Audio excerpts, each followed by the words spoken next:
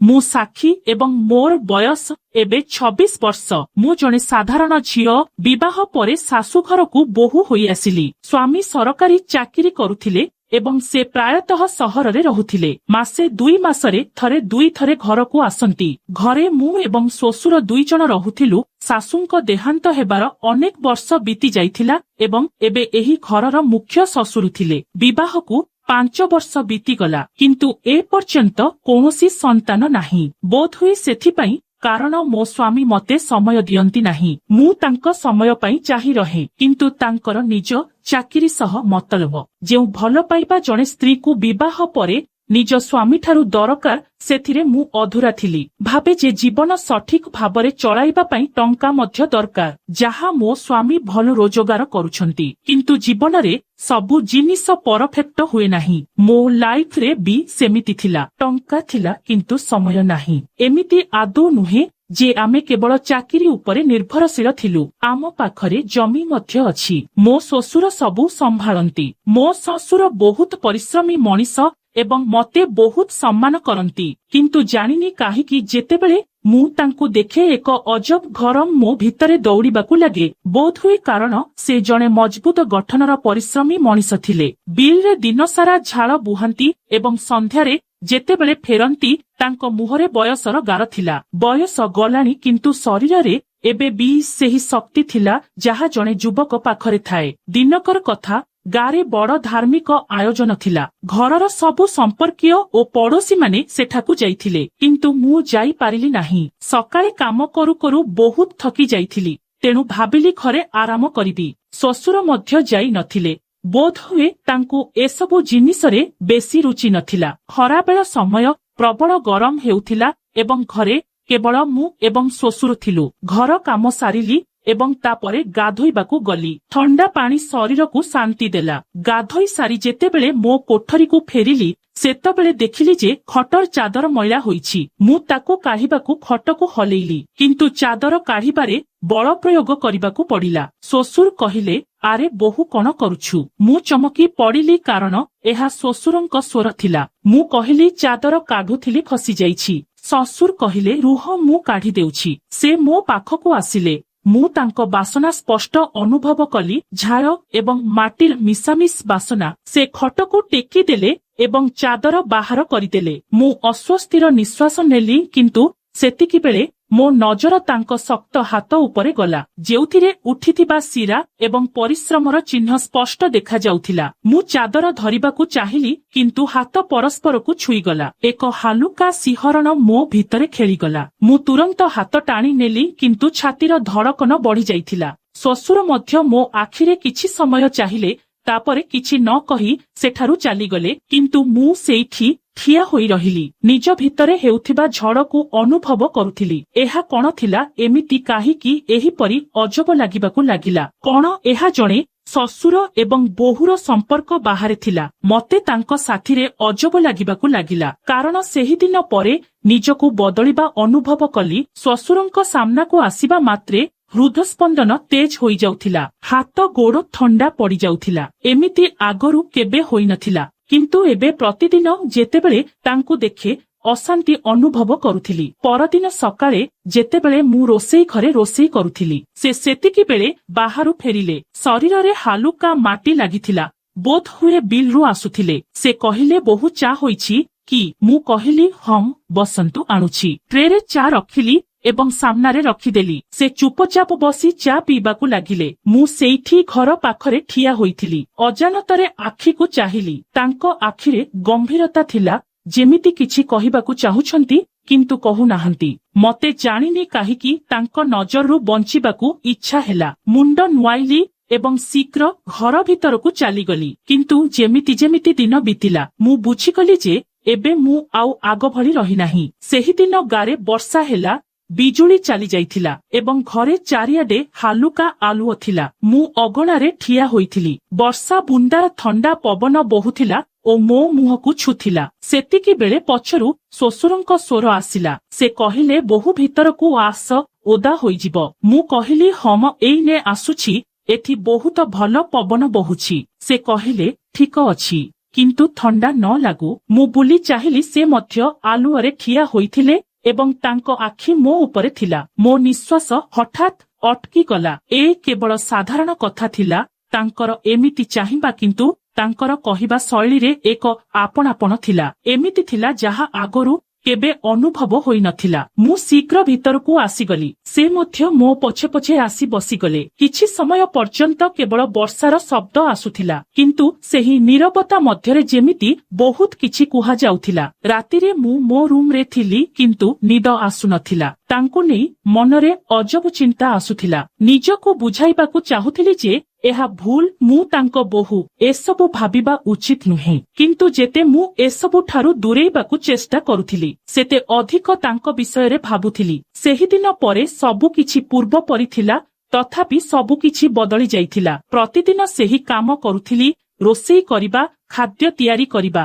ଘର ସଫା କରିବା, କିନ୍ତୁ ମନ କେଉଁଠି ଅଟକି ରହିଥିଲା। ଶ୍ୱଶୁର ଆଗ ଭଳି ଥିଲେ, କିନ୍ତୁ ମୁଁ ତାଙ୍କୁ ଅଲଗା ଭାବେ ଦେଖିବାକୁ ଲାଗିଥିଲି। ଦିନେ ସନ୍ଧ୍ୟାରେ ମୁଁ ଘର ଅଗଣାରେ ବସିଥିଲି। ପବନ ଥଣ୍ଡା ଥିଲା, କିନ୍ତୁ ମୋ ଭିତରେ ଏକ ଗରମ ଥିଲା। ଶ୍ୱଶୁର ବିଲରୁ ଫେରିଲେ। ସେ କହିଲେ, ବୋହୂ ଆଜି ବହୁତ ଥକି ଯାଇଛି, ଲାଗୁଛି ବୟସ ହୋଇଗଲାଣି। ମୋ ମୁହଁରୁ ହଠାତ୍ ବାହାରିଗଲା, ଆପଣ ଏବେ ବି ଯୁବକଙ୍କ ଭଳି ଅଧିକ ଶକ୍ତି ରଖୁଛନ୍ତି। ମୁଁ ନିଜେ ଚମକି ପଡ଼ିଲି। ଶ୍ୱଶୁର ମୋତେ ଚାହିଁଲେ। ତାଙ୍କ ଆଖିରେ ହାଲୁକା ହସ ଥିଲା, କିନ୍ତୁ ଆଉ କିଛି ମଧ୍ୟ ଥିଲା। ଯେମିତି ସେ ମୋ ଶବ୍ଦ ପଛରେ ଥିବା ଭାବକୁ ବୁଝିଗଲେ। ସେ କହିଲେ, ଯୌବନ ଏବେ କାହିଁ ବୋହୂ? ମୁଁ କହିଲି, ଯଦି ଶକ୍ତି ଏବଂ ପରିଶ୍ରମକୁ ଦେଖାଯାଏ, ତେବେ ଆପଣ ଏବେ ବି କୌଣସି ଯୁବକଠାରୁ କମ ନୁହନ୍ତି। ମୁଁ ନିଜେ ବୁଝିପାରୁନଥିଲି ଯେ ମୁଁ କଣ କହୁଥିଲି। ଶ୍ୱଶୁର ମୋ ଆଡ଼କୁ କିଛି ସମୟ ଚାହିଁ ରହିଲେ। ତାପରେ ସେ ନିଜ ପଗଡ଼ି ଓହ୍ଲାଇଲେ ଏବଂ ଚୌକି ଉପରେ ରଖିଦେଲେ। ଝାଳରେ ଭିଜେଇଥିବା ତାଙ୍କର ଚଉଡ଼ା କପାଳ, ମଜବୁତ କାନ୍ଧ ଏବଂ ସେହି ଭାରି ନିଶ୍ୱାସ। ମତେ ଜାଣିନି କାହିଁକି, କିନ୍ତୁ ନଜର ହଟାଇ ପାରିଲି ନାହିଁ। କିଛି ସମୟ ପର୍ଯ୍ୟନ୍ତ ଆମେ ଦୁହେଁ ଚୁପ ଥିଲୁ। କେବଳ ପବନ ବହୁଥିଲା ଏବଂ ଆମ ମଧ୍ୟରେ ଅଜବ ନୀରବତା ଥିଲା। ତାପରେ ସେ ହଠାତ୍ କହିଲେ, ବୋହୂ, ତୁମେ ଖୁସି ତ? ମତେ ଜଣାନଥିଲା ଯେ ଏହି ପ୍ରଶ୍ନର କଣ ଉତ୍ତର ଦେବି। ମୁଁ କହିଲି, ହଁ ମୁଁ ଖୁସି। କିନ୍ତୁ ସତ୍ୟ ଏହା ଥିଲା ଯେ ବିବାହର 4 ବର୍ଷ ପରେ ମଧ୍ୟ ମନର କିଛି ଇଚ୍ଛା ଅଧୁରା ଥିଲା। ସେ ମୋ ଆଖିକୁ ଚାହିଁଲେ, ଯେମିତି ସେ ମୋ ମିଛ ହମକୁ ସବୁକିଛି ଚିହ୍ନି ଯାଇଥିଲେ। ସେ କହିଲେ, ନାହିଁ। ବସ୍ ଗଭୀର ନିଶ୍ୱାସ ନେଲେ ଏବଂ ଉଠି ଭିତରକୁ ଚାଲିଗଲେ। ମୁଁ ସେଇଠି ବସି ରହିଲି, ହୃଦସ୍ପନ୍ଦନର ଶବ୍ଦ ସହିତ। ଏହା କଣ ଥିଲା? ତାଙ୍କ ଆଖିରେ ଏକ ଗଭୀର ପ୍ରଶ୍ନ ଥିଲା ଏବଂ ମୋ ମନରେ ଅନେକ ଉତ୍ତର ଥିଲା, ଯାହା ମୁଁ ନିଜେ ମଧ୍ୟ କହିପାରୁନଥିଲି। ଏହା କଣ କେବଳ ଜଣେ ବୋହୂ ଏବଂ ଶ୍ୱଶୁରଙ୍କ କଥାବାର୍ତ୍ତା ଥିଲା, କିମ୍ବା ଏଥିରେ କିଛି ଥିଲା ଯାହା ଆମେ ଦୁହେଁ ମାନିବାକୁ ଚାହୁଁନଥିଲୁ? ସେହି ରାତିରେ ନିଦ ଆଖିରୁ ବହୁତ ଦୂରେ ଥିଲା। ସବୁ କଥା ଯାହା ଶ୍ୱଶୁର କହିଲେ, ସବୁ ନଜର ଯାହା ସେ ମୋ ଉପରେ ପକାଇଲେ, ସବୁ ବାରମ୍ବାର ମୁଣ୍ଡରେ ଘୁରୁଥିଲା। ବୋହୂ, ତୁମେ ଖୁସି ତ? ଏହି ପ୍ରଶ୍ନ କେବଳ ଏକ ପ୍ରଶ୍ନ ନଥିଲା, ବରଂ ଭିତରେ ଲୁଚି ରହିଥିବା ସବୁ ଅନୁଭୂତି ଥିଲା। ମୁଁ ମୋ ସ୍ୱାମୀଙ୍କୁ ବହୁତ ଭଲ ପାଉଥିଲି, କିନ୍ତୁ ତାଙ୍କ ଅନୁପସ୍ଥିତି ମତେ ଏକ ଶୂନ୍ୟତା ଦେଇଥିଲା। କଣ ଶ୍ୱଶୁର ମଧ୍ୟ ଏହା ହିଁ ଅନୁଭବ କରୁଥିଲେ? ପରଦିନ ସକାଳେ ସବୁକିଛି ସାଧାରଣ ଥିଲା। ମୁଁ ଘର କାମ କରୁଥିଲି ଏବଂ ଶ୍ୱଶୁର ଖବରକାଗଜ ପଢୁଥିଲେ। ସେ କହିଲେ, ଆଜି ପାଗ ଭଲ ଲାଗୁଛି, ବିଲକୁ ଯିବା କି? ମୁଁ କହିଲି, ବିଲକୁ? ସେ କହିଲେ, ହଁ, ସବୁବେଳେ ଘରେ ରହୁଛ, ବାହାରକୁ ଗଲେ ଭଲ ଲାଗିବ।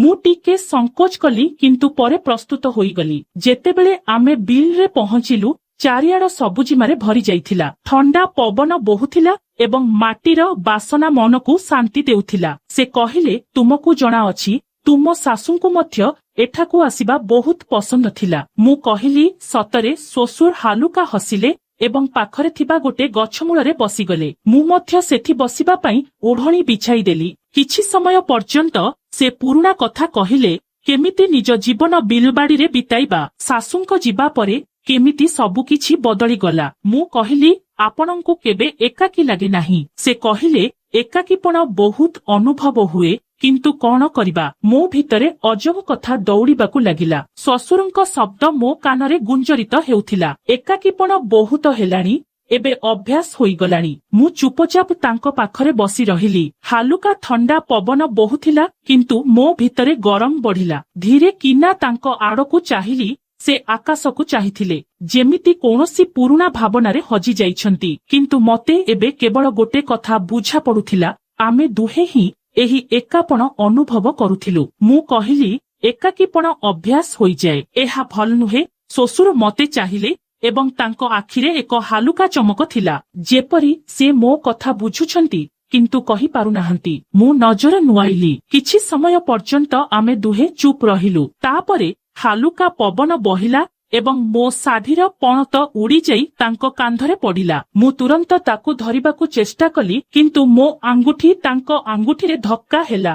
ଗୋଟିଏ ମୁହୂର୍ତ୍ତରେ ସବୁକିଛି ଅଟକିଗଲା। ଆମେ ଦୁହେଁ ପରସ୍ପର ଆଖିକୁ ଚାହିଁଲୁ। ତାଙ୍କ ନଜର ସ୍ଥିର ଥିଲା ଏବଂ ନିଶ୍ୱାସ ତେଜ ଥିଲା। ମୁଁ ଶୀଘ୍ର ପଣତ ଟାଣିଲି, କିନ୍ତୁ ତାଙ୍କ ଆଖିରେ କିଛି ଏମିତି ଥିଲା ଯାହା ମୋତେ ବଞ୍ଚିବାକୁ ଦେଉନଥିଲା। ଯାହା କହିବାର ଥିଲା ତାହା ଅକୁହା ରହିଗଲା। ସେ ଉଠି ଠିଆ ହେଲେ ଏବଂ ହାଲୁକା ସ୍ୱରରେ କହିଲେ, ବୋହୂ, ଆମକୁ ଏବେ ଘରକୁ ଯିବା ଉଚିତ। ମୁଁ ମୁଣ୍ଡ ହଲାଇଲି, କିନ୍ତୁ ମୋ ମନରେ ଏକ ଝଡ଼ ସୃଷ୍ଟି ହୋଇସାରିଥିଲା। କଣ ସେଇଟା କେବଳ ମୁହୂର୍ତ୍ତକର କଥା ଥିଲା, ନା ଆମ ମଧ୍ୟରେ ସତରେ କିଛି ଥିଲା ଯାହା ଆମେ ଦୁହେଁ ବୁଝୁଥିଲୁ କିନ୍ତୁ ମାନୁନଥିଲୁ?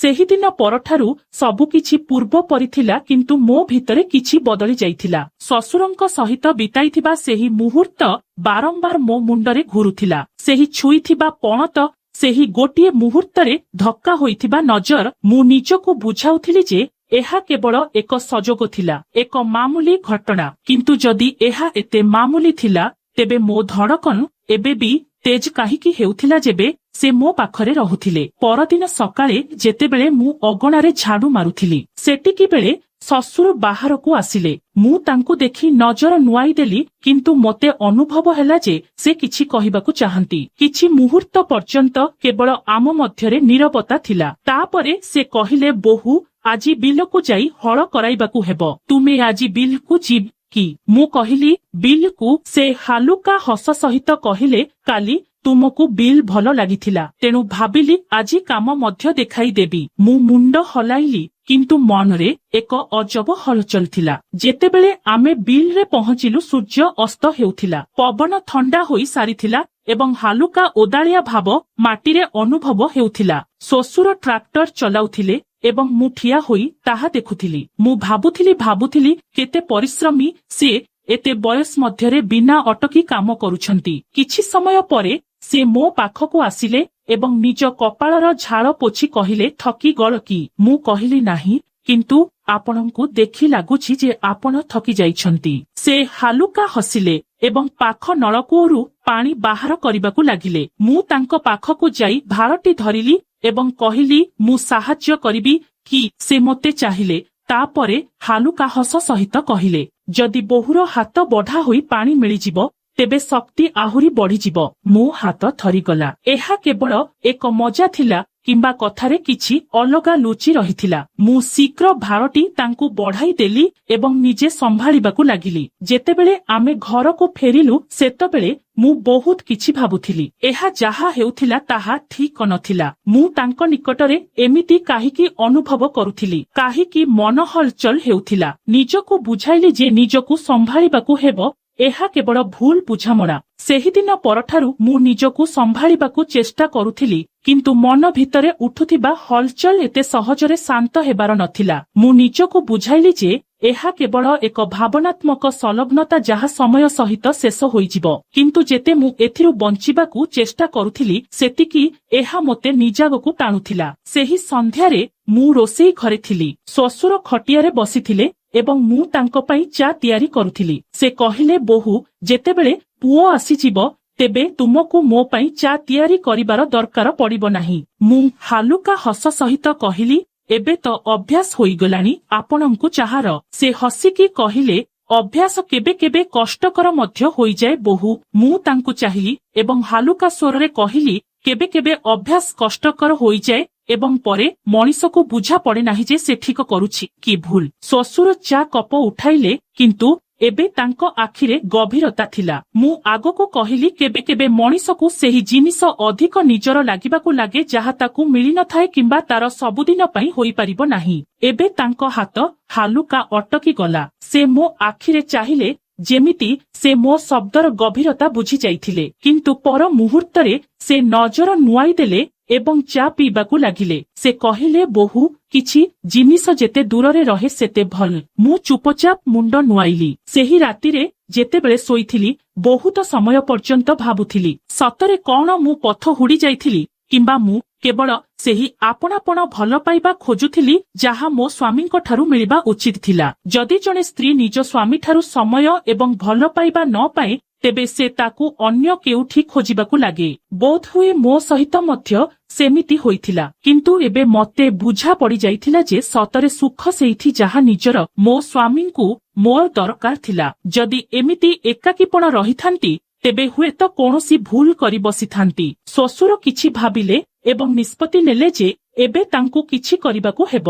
ବିନା କିଛି କହି ସେ ପୁଅକୁ ସବୁ କିଛି କହିଦେଲେ। ରାତିରେ ଯେତେବେଳେ ମୁଁ ମୋ ରୁମରେ ଥିଲି, ତେବେ ଶ୍ୱଶୁର ନିଜ ପୁଅକୁ ଫୋନ କଲେ। ସେ କହିଲେ, ପୁଅ, ଏବେ ତୁମକୁ ଘରକୁ ଫେରି ଆସିବା ଉଚିତ। ତୁମ ସ୍ତ୍ରୀ ତୁମର ଆବଶ୍ୟକତା ଅନୁଭବ କରୁଛି ଏବଂ ଯଦି ତୁମେ ତାକୁ ନିଜର ସମୟ ଦେବ ନାହିଁ, ତେବେ ବୋଧହୁଏ ବହୁତ କିଛି ଭୁଲ ହୋଇପାରେ। ଆରମ୍ଭରେ ସ୍ୱାମୀଙ୍କର ବିଶ୍ୱାସ ହେଲା ନାହିଁ, କିନ୍ତୁ ଯେତେବେଳେ ଶ୍ୱଶୁର ଭଲରେ ବୁଝାଇଲେ ସେ ମାନିଗଲେ। କିଛି ଦିନରେ ମୋ ସ୍ୱାମୀ ହଠାତ୍ ଘରକୁ ଫେରି ଆସିଲେ। ମୁଁ ଆଶ୍ଚର୍ଯ୍ୟ ହୋଇ କହିଲି, ଆପଣ ହଠାତ୍ କେମିତି ଆସିଲେ? ସେ ହସି କହିଲେ, ଏବେ ମୁଁ ସବୁଦିନ ପାଇଁ ଏଇଠି ରହିବି। ତୁମକୁ ଏବେ କେବେ ଏକାକୀପଣ ଅନୁଭବ ହେବାକୁ ଦେବି ନାହିଁ। ସେହିଦିନ ପ୍ରଥମ ଥର ଅନୁଭବ କଲି ଯେ ମୁଁ ସତରେ ଖୁସି ଥିଲି। ଏବେ ସ୍ୱାମୀ ମୋ ସହିତ ଅଧିକ ସମୟ ବିତାଇବାକୁ ଲାଗିଲେ। ସେ ମୋତେ ବୁଝିବାକୁ ଲାଗିଲେ, ମୋ ଆବଶ୍ୟକତାର ଧ୍ୟାନ ରଖିଲେ। କିଛି ଦିନ ପରେ ମୁଁ ଗର୍ଭବତୀ ମଧ୍ୟ ହୋଇଗଲି। ଏବେ ବିଶ୍ୱାସ ହେଉଥିଲା ଯେ ମୁଁ ଏବେ ଜଣେ ପୂର୍ଣ୍ଣ ନାରୀ ହୋଇସାରିଛି।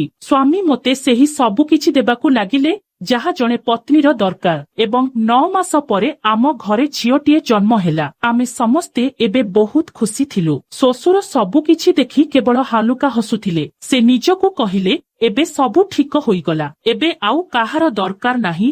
ନିଜ ସ୍ୱାମୀର ଭଲ ପାଇବା ମିଳିଗଲା। ସେ ମଧ୍ୟ ସନ୍ତୋଷ ଅନୁଭବ କରୁଥିଲେ ଯେ ନିଜ ବୋହୂକୁ ସଠିକ ରାସ୍ତା ଦେଖାଇଲେ। ତେବେ ବନ୍ଧୁଗଣ, ଜଣେ ପତ୍ନୀକୁ ନିଜ ସ୍ୱାମୀର ଭଲ ପାଇବା ଏବଂ ସମୟ ମିଳିବା ବହୁତ ଜରୁରୀ, ନଚେତ୍ ସେ ତାକୁ ଅନ୍ୟ କେଉଁଠି ଖୋଜିବାକୁ ଲାଗେ। ଯଦି ସମ୍ପର୍କକୁ ସଠିକ ଦିଶା ଦିଆ ନଯାଏ, ତେବେ ତାହା ଭୁଲ ରାସ୍ତାରେ ଯାଇପାରେ। ଜଣେ ଶ୍ୱଶୁରଙ୍କ ପ୍ରକୃତ ଦାୟିତ୍ୱ ଏହା ଯେ ସେ ନିଜ ବୋହୂକୁ ନିଜ ଝିଅ ପରି ଭାବନ୍ତୁ ଏବଂ ତାକୁ ସଠିକ ମାର୍ଗ ଦେଖାନ୍ତୁ।